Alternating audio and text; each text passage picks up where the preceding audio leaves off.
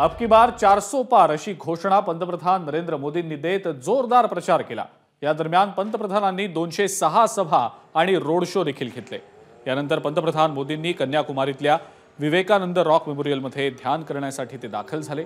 काल संध्याकाळी 6 वाजता त्यांनी इथं ध्यान करायला सुरुवात केली आहे। तसंच उद्या संध्याकाळपर्यंत ते ध्यान करतील। यावेळेला पंतप्रधान नारळाचं पाणी, द्राक्षाचा रस किंवा तत्सम पदार्थांचा आहार घेतील।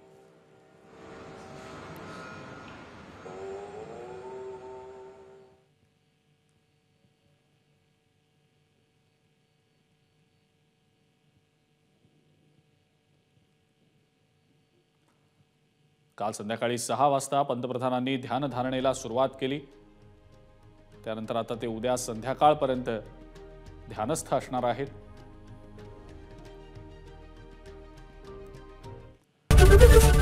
एबीपी माझा, उघडा डोळे बघा नीट।